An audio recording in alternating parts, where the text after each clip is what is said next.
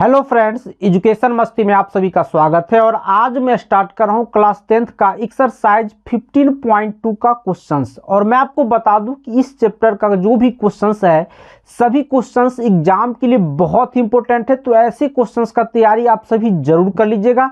चलिए इस चैप्टर का देख लेते हैं हम फर्स्ट क्वेश्चन को। फर्स्ट क्वेश्चन है मेरा कि दो ग्राहक श्याम और एकता एक विशेष दुकान पर एक ही सप्ताह में जा रहे हैं, मंगलवार से शनिवार तक। प्रत्येक द्वारा दुकान पर किसी दिन या किसी अन्य दिन जाने की परिणाम संप्रायिक है। इसकी क्या प्रायिकता है कि दोनों उस दुकान पर, पहला क्वेश्चन में आपको कहा जा रहा है कि एक ही दिन जाएंगे, दूसरा क्वेश्चन में कहा जा रहा है कि क्रमागत दिनों में जाएंगे, और तीसरा क्वेश्चन में कहा जा रहा है कि भिन्न भिन्न दिनों में जाएंगे। देखिए बहुत ही इंपॉर्टेंट क्वेश्चन है, थोड़ा ध्यान से देखिएगा इस क्वेश्चन को। पहले मैं इसके लिए एक टेबल बना लेता हूं। चलो आ जाओ बाबू टेबल, ये रहा मेरा टेबल। देखिए श्याम और एकता है, यानी मंगलवार से शनिवार तक इन लोग का जाना है। तो यहां देखिए मंगल यानी मंगलवार, बुधवार, बृहस्पतिवार यानी गुरुवार, शुक्रवार और शनिवार, ये कुल मिला के अगर देखें तो मंगलवार से शनिवार तक आपका 5 दिन है। यानी ये कह सकते हैं कि मंगलवार से शनिवार तक कुल 5 दिन है। ठीक है, अब रही बात कि इस दोनों को आने जाने का जो तरीका बनेगा, कैसे बनेगा, तो देखिए हो सकता है कि अगर एक मंगल को जा रहा है तो दूसरा भी मंगल को ही चला जाए, या हो सकता है कि एक मंगल को जाए तो दूसरा बुध को चला जाए, हो सकता है कि एक बुध को जाए तो तीसरा बृहस्पतिवार को चला, दूसरा बृहस्पतिवार को चला जाए। ये क्रम उसका लगा रहेगा, जिसके लिए जो मैंने यहाँ पे टेबल बना दिया। यहाँ पे देखिए मंगल मंगल, फिर बुध मंगल, फिर यहाँ गुरु मंगल, फिर शुक्र मंगल और फिर शनि मंगल। और इसी तरह अगर हमने एडजस्ट किया तो यहाँ पे टोटल जो मेरे पास बना वो 25 बना।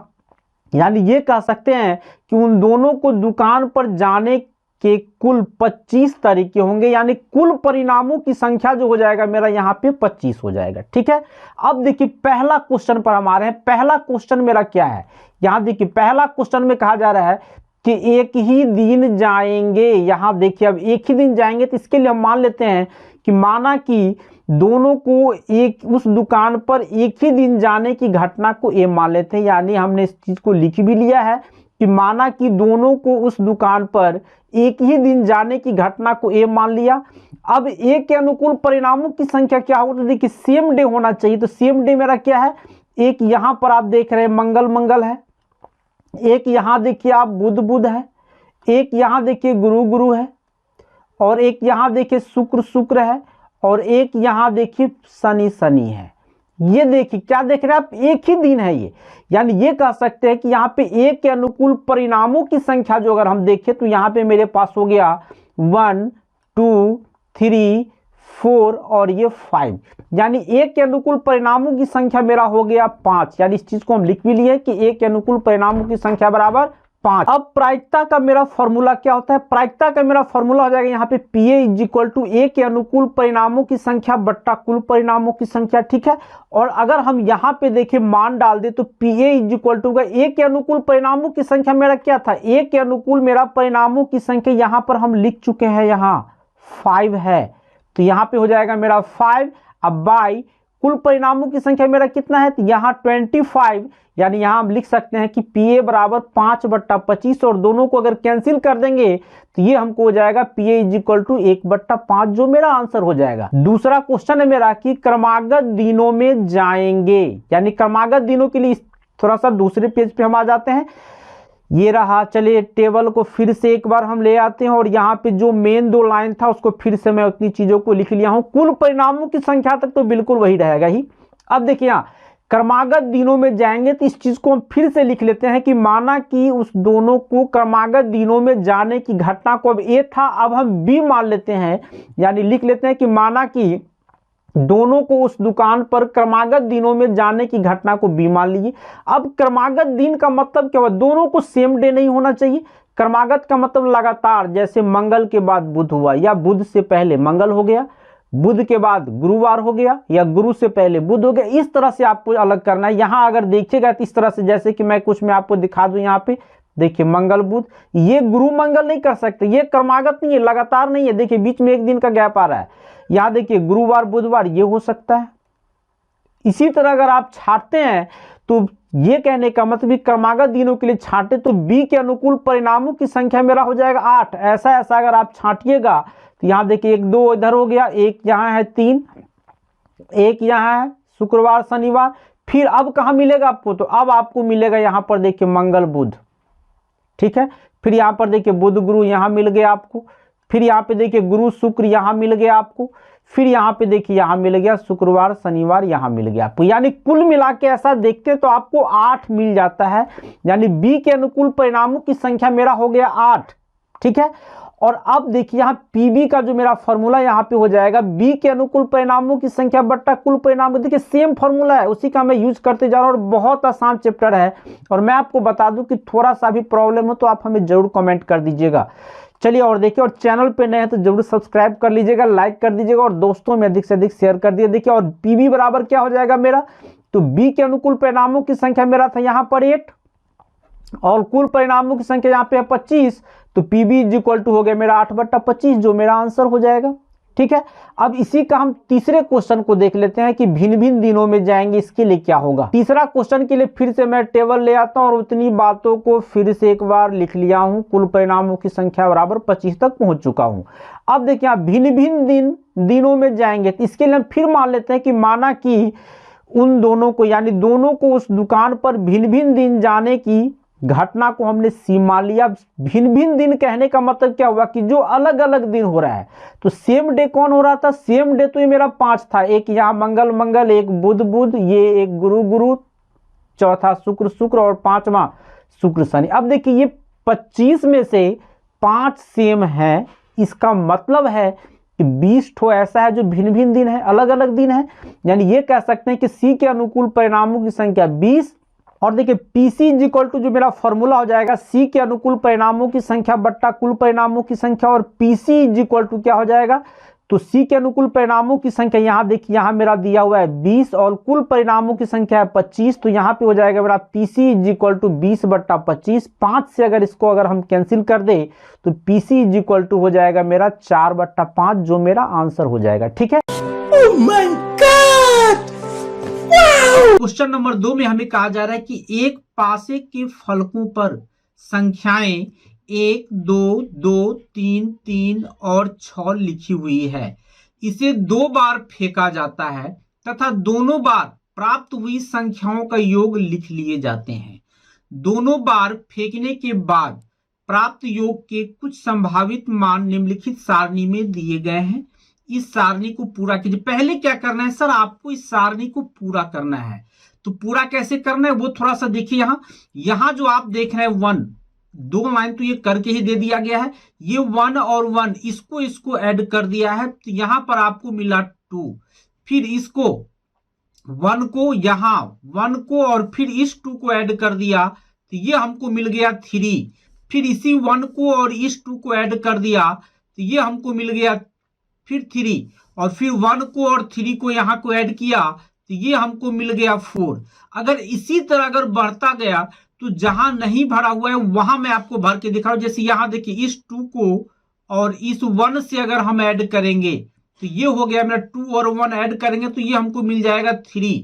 फिर वहां पे फिर इसको और इसको ऐड करेंगे 2 को और 2 को तो ये हमको मिल जाएगा 4।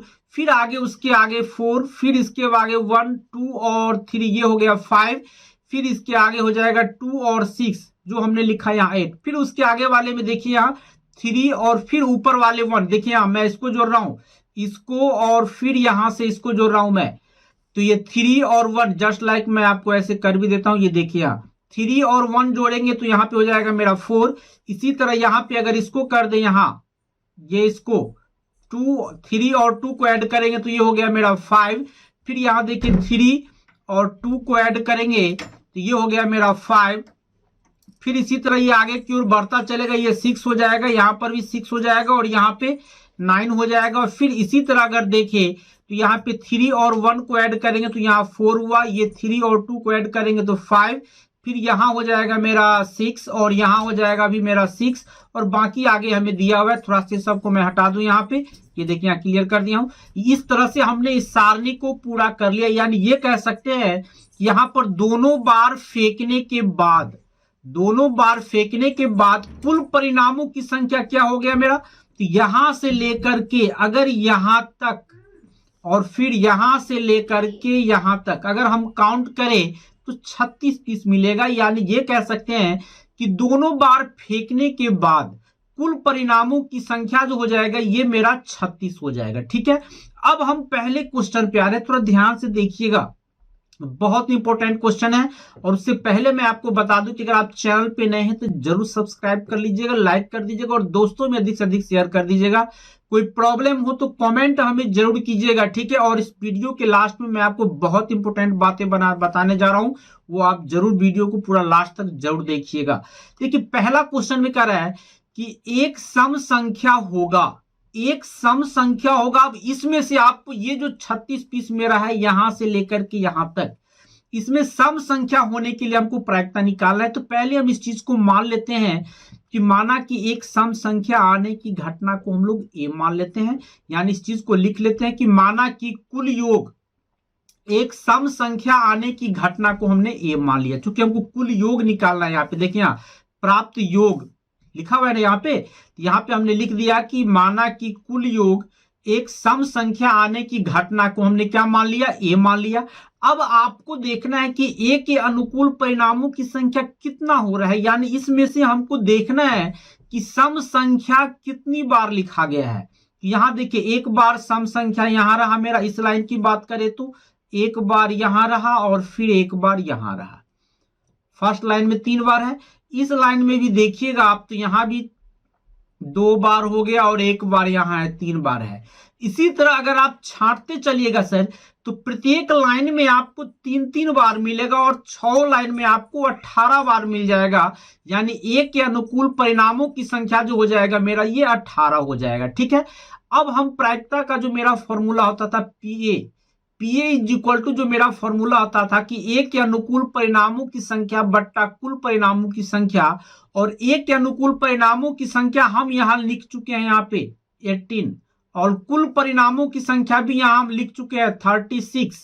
तो पीए इज इक्वल टू हो जाएगा मेरा 18/36, कैंसिल करेंगे इसको तो पीए इज इक्वल टू हो जाएगा मेरा 1/2 जो मेरा आंसर हो जाएगा। एक सम संख्या के लिए हम निकाल लिए। ठीक है, अब हम इसके दूसरे क्वेश्चन को देख रहे हैं। दूसरा क्वेश्चन में है कि 6 है, यहां देख सकते हैं आप 6 है, तो 6 के लिए क्या होगा वो थोड़ा सा आप देख लीजिए।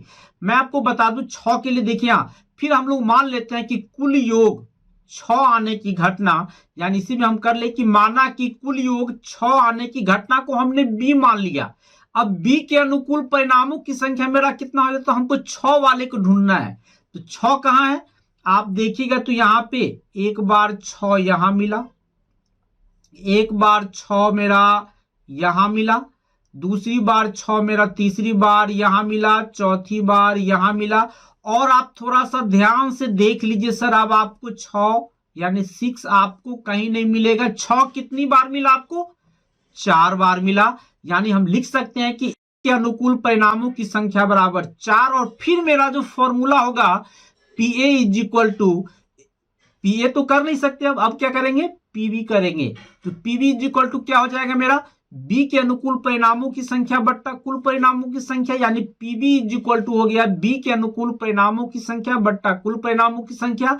और बी के अनुकूल परिणामों की संख्या मेरा है कितना, यहां हम लिख चुके हैं 4। यानी पीबी इज इक्वल टू हो गया मेरा 4/36, कैंसिल होके आ गया पीबी इज इक्वल टू 1/9 जो मेरा आंसर हो गया। ठीक है, अब अगला क्वेश्चन क्या करें, देखिए इसी क्वेश्चन की बातें मैं कर रहा था, बहुत इंपॉर्टेंट क्वेश्चन है और इस क्वेश्चन में बहुत सारे लोग अटक जाते हैं। थोड़ा ध्यान से देखिएगा इस क्वेश्चन को, कम से कम 6 है। अब हमको क्या लिखना है कि माना कि कुल योग कम से कम 6 आने की घटना को हम लोग ए और बी मान चुके हैं, तो अब मानेंगे सी। यानी माना कि कुल योग कम से कम 6 आने की घटना बराबर सी। तो सी के अनुकूल परिणामों की संख्या क्या होगा वो थोड़ा ध्यान से सुनिएगा, बहुत इंपॉर्टेंट बातें यहां पे। कम से कम 6 चाहिए, इसका मतलब क्या हुआ सर, आपको कम से कम 6 यानी 6 तो होना ही चाहिए, उसके अलावे 6 से ज्यादा कुछ भी हो सकता है, ये ध्यान रखिएगा आप। कि 6 तो कम से कम चाहिए। जैसे कि मैं आपको बता दूं कि आप अपने पापा से ही, मम्मी से ही कहते हैं कम से कम 10 रुपया हमें दे दो। इसका मतलब क्या हुआ कि आप कम से कम 10 रुपया मांगे। इसका मतलब 10 से अगर कम मांगते हैं या 10 से अगर आप कम आपको मिलता है तो आपका काम खराब हो सकता है। यानी आप जब ही कहें कि कम से कम 10 मतलब 10 तो चाहिए, 10 से ऊपर मिल रहा है तो और अच्छी बातें हैं। यानी यहां भी वही हाल है कि कम से कम 6 चाहिए, तो कम से कम तो 6 लेना है और 6 से ऊपर जो है वो भी ले लेना है आपको। तो 6 से ऊपर वाले को गौर कीजिए, यहाँ पे 1 7 है, 8 है, 9 है, 8 है, 9 यहाँ है, 9 फिर यहाँ है और यहाँ 12, यानी ये 6 इधर है। ठीक है, और 6 से ऊपर वाले 6 इधर हो गया। और यहां देखिए फिर 1 2 3 4, फिर यहां पे 6 और 4 10 हो गया। और यहां पे 11 12 13 14 15, यानी यहां पर देखिए कि कम से कम 6 आने वालों में 15 पीस है। यानी सी के अनुकूल परिणामों की संख्या मेरा कितना है, 15 है। अब 15 हो गया तो फिर मेरा फॉर्मूला आप simple, PC is equal to C के अनुकूल परिणामों की संख्या बट्टा कुल परिणामों की संख्या, और PC is equal to C के अनुकूल परिणामों की संख्या मैंने यहाँ पे निकाल लिया है 15। तो यहाँ पे पीसी इज इक्वल टू हो गया मेरा 15/36, कैंसिल कीजिएगा 3 से, तो पीसी इज इक्वल टू हो जाएगा 5 कितना 12, जो मेरा आंसर हो जाएगा। ठीक है, क्वेश्चन नंबर 3 में कहा जा रहा है कि एक थैले में 5 लाल गेंद और कुछ नीली गेंदें हैं।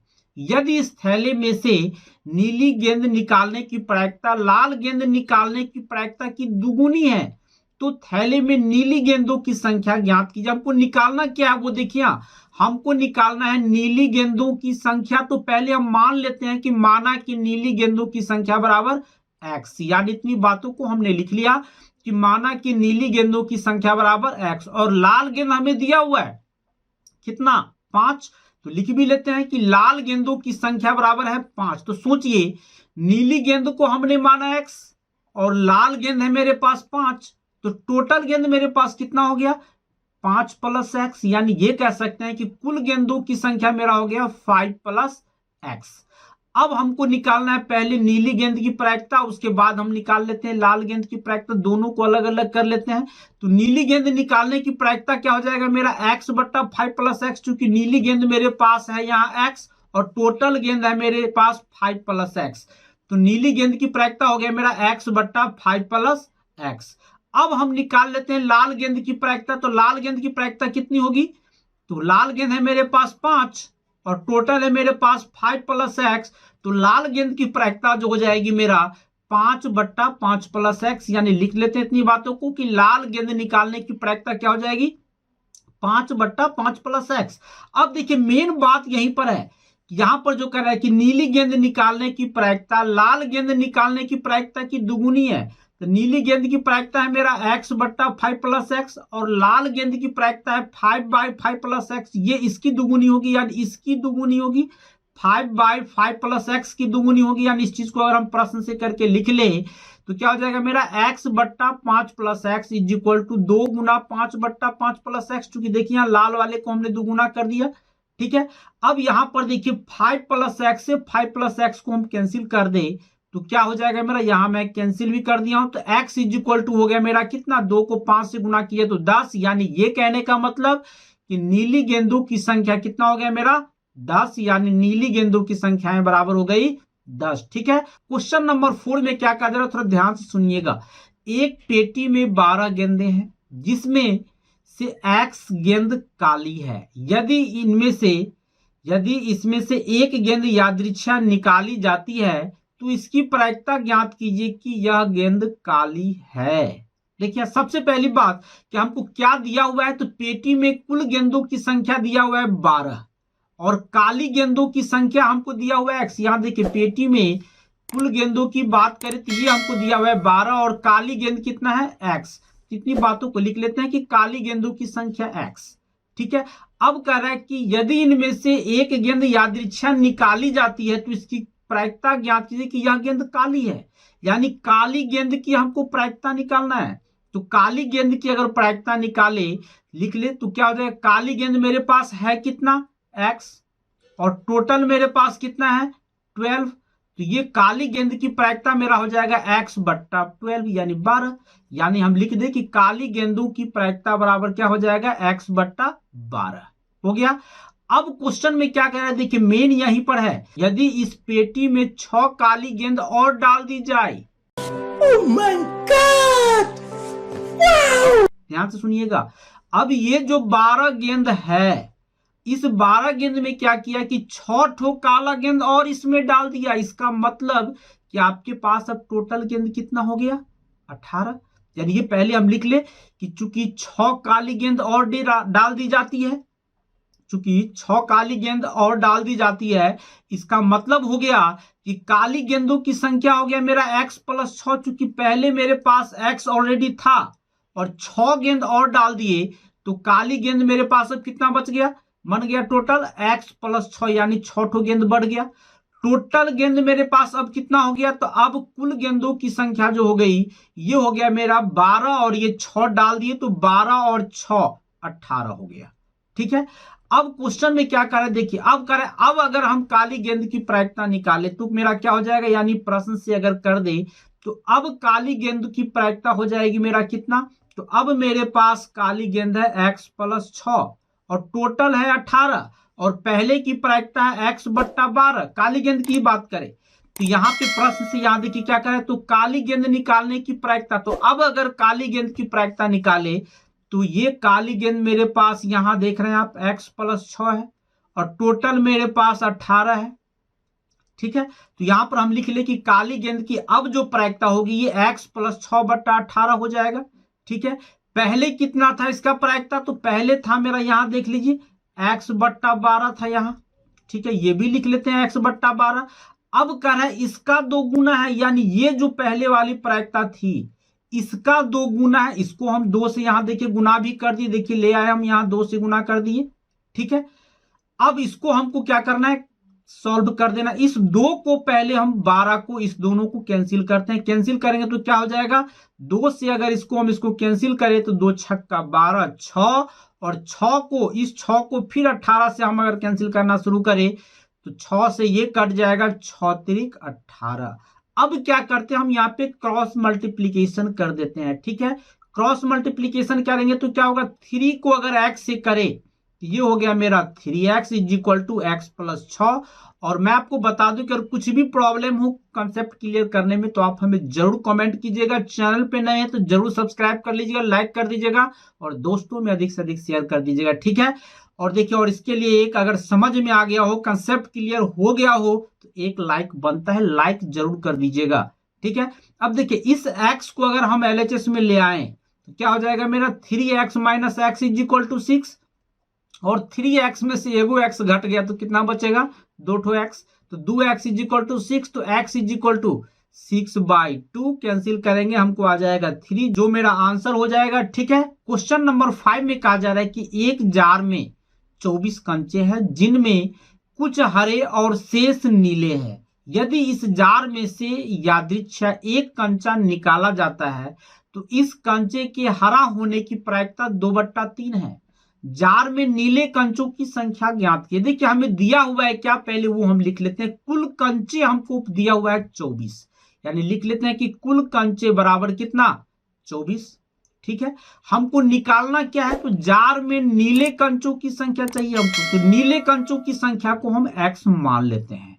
यानी इतनी बातों को हम लिख लेते हैं कि माना कि नीले कंचों की संख्या बराबर x। अब सोचिए टोटल कंचा मेरे पास 24 है, यहां देख रहे हैं आप, और नीला कंचा मेरे पास x है, तो हरा कंचा कितना होगा। क्योंकि जार में 2 ही टाइप का कंचा ही है, एक नीला है एक हरा है।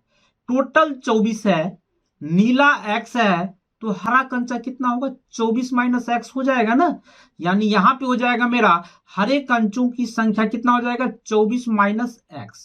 अब कर रहा है यहां देखिए इस कंचे के हरा होने की प्रायिकता यहां देखिए लिखा हुआ है, यानी कंचे के अगर हरे होने की प्रायिकता जो हमको दिया हुआ है यहाँ पे 2/3 दिया हुआ है।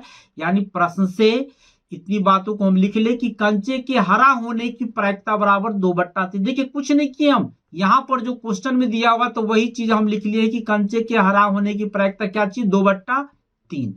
अगर हम निकाले हरा होने की प्रायिकता, तो हरा मेरे पास है कितना, हरा मेरे पास है 24 माइनस एक्स, यहां देख सकते हैं, है ना। और टोटल मेरे पास कितना है 24। तो यहाँ पे हरा होने का जो प्रायिकता निकालेंगे तो कितना हो जाएगा, जितना हरा है वो और प्लस बट्टा में आ जाएगा टोटल, यानी 24 माइनस एक्स बट्टा 24 हो जाएगा मेरा, यानी 24 माइनस एक्स बट्टा 24 बराबर 2/3। अब अगर हम इसको क्रॉस मल्टीप्लीकेशन कर दे, इसको पहले हम इससे गुना कर लेते हैं, इसको अगर इससे पहले हम मल्टीप्लाई कर दे तो 24 को 3 से करेंगे तो 72 माइनस 3x बराबर, इसको इससे फिर गुना कर देंगे तो ये मेरा 48 हो जाएगा। यानी ये कह दें कि 72 माइनस 3x बराबर 48। ठीक है, तो माइनस 3x बराबर 48 माइनस 72 हो जाएगा, और minus 3x is equal to minus 24, तो x is equal to minus 24 बट्टा माइनस 3, यानी कैंसिल करेंगे तो x इज इक्वल टू हो जाएगा मेरा 8, जो मेरा आंसर हो जाएगा। और उम्मीद है कि वीडियो आपको अच्छा लगा हो। अगर हमारा ये वीडियो आपको अच्छा लगे तो वीडियो को लाइक करें, शेयर करें, चैनल पे नए हैं तो जरूर सब्सक्राइब कर लीजिएगा। फिर मिलते हैं हम आपसे नेक्स्ट वीडियो में। धन्यवाद।